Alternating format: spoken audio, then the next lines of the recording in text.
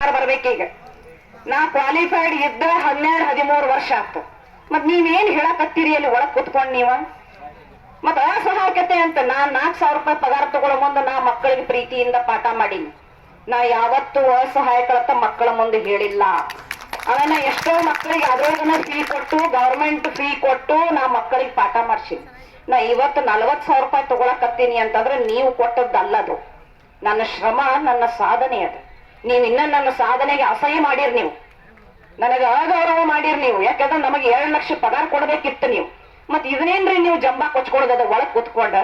ಮತ್ ನನಗೆ ಅಸಹಾಯಕತೆ ಐತಿ ಅಂತ ಬರೀ 2.5 ವರ್ಷ ಆತ ಕುರ್ಚಿ ಮ್ಯಾಗ ಕುತ್ಕೊಂಡ ಅಸಹಾಯಕತೆ ಐತಿ ಅಂದ್ರೆ ನಾ 20 ವರ್ಷ ಆತ ನಾ ಪಾಠ ಮಾಡಾಕತ್ತ. ಮತ್ ನನಗೇನಾಗೈತಿ ಅನ್ನೋದು ನಿಮಗೇನ್ರ ಐತಿ, ನಿಮಗೇನ್ರ ಅದ್ರ ಅರಿವು ಐತಿ. ಮತ್ತು ನನಗ್ ಹಂಗಾಗೈತಿ, ಕುತ್ತಿಗೆಗ್ ಬಂದೋಗತ್ತ, ಕುತ್ತಿಗೆಗ್ ಬಂದ್ರ ರಗಡ್ ಗಿಡ ಅದ ಹೋಗಿ ಹಾಕೋಲಿ,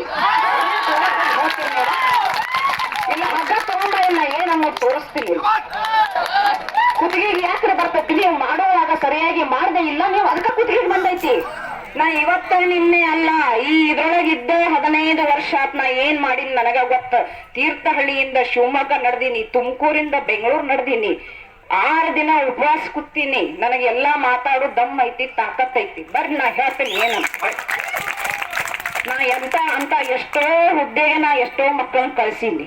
ನಿಮ್ಮ ಇದಕ್ ಹೋಗ್ಬೇಕಾದ್ರೆ ಯಾವ ಹುದ್ದೆನೂ ಬೇಕಾಗಿಲ್ಲ, ನಿಮ್ಮ ಇದಕ್ ಹೋಗ್ಬೇಕಾದ್ರ ಯಾವ ಹುದ್ದೆನೂ ಬೇಕಾಗಿಲ್ಲ. ನಾ ಇದನ್ನ ಸಾಧನೆ ಮಾಡ್ಬೇಕಾದ್ರೆ ಸಾಕಷ್ಟು ಶ್ರಮ ಪಟ್ಟೀನಿ, ಎಷ್ಟೋ ಮಕ್ಕಳ ಪ್ರೀತಿ ಗಳಿಸೀನಿ. ಅದಕ್ಕೆ ನೀವು ಇಲ್ಲಿ ಬಂದು ಇದ್ರ ಬಗ್ಗೆ ನೀವು ಜಸ್ಟಿಫೈ ಕೊಡ್ಲೇಬೇಕು, ಉತ್ತರ ಕೊಡ್ಲೇಬೇಕು.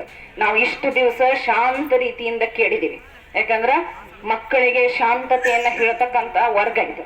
ನಾನು ಎಲ್ಲ ಉಪನ್ಯಾಸಕರಲ್ಲಿ ಒಂದೇ ಒಂದು ಮನವಿ ಮಾಡ್ಕೋತೀನಿ, ಅವ್ರು ಬಂದು ಹೇಳುವವರೆಗೆ ನೀವು ಬಹಳಷ್ಟು ಶಾಂತ ರೀತಿಯಿಂದ ಕೊಡ್ರಿ.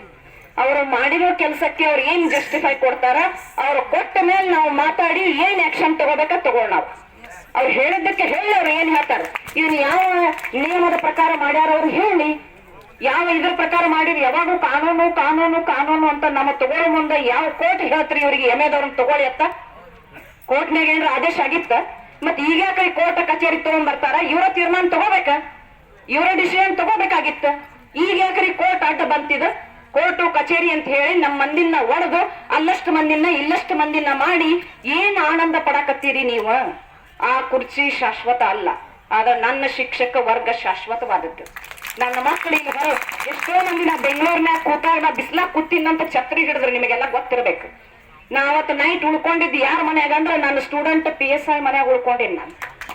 ಅವ ಬಂದು ಮೇಡಮ್ ಅಳಕತ್ತವ ನೋಡಿ, ನಿಮಗೆ ಈ ಅವಸ್ಥೆ ಬಂದೈತ್ರ ಮೇಡಮ್ ಮತ್ತ ಅಳಕತ್ತ ಅಳದ. ನಾ ಅವನು ನನ್ನ ಕಷ್ಟಕ್ಕ ನಾ ಹತ್ತಿಲ್ಲ, ಅವಾಗ ನನ್ನ ಮಗ ಕಣ್ಣೀರ್ ಹಾಕ್ತತ್ತ ಹತ್ತಿಲ್ಲ. ನಾನು ಅವತ್ತು ನಾನ್ ಕಲಿಸಿದ ಮಗ ಕಣ್ಣೀರ್ ಹಾಕಕತ್ತ ತತ್ತೀನಿ.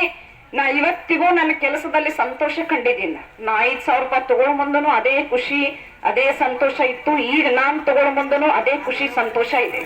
ನೀವು ಯಾರು ಹೇಳ್ತಕ್ಕದ್ದಲ್ಲ, ಅವ್ರು ಬರ್ಲಿ, ಅವ್ರು ಮಾತಾಡ್ಲಿ, ಶಾಂತ ರೀತಿಯಿಂದ ಮಾತಾಡೋಣ, ಕೇಳೋಣ, ಯಾಕೆ ಹೀಗ್ ಮಾಡಿರಿ ಅಂತ ಕೇಳೋಣ.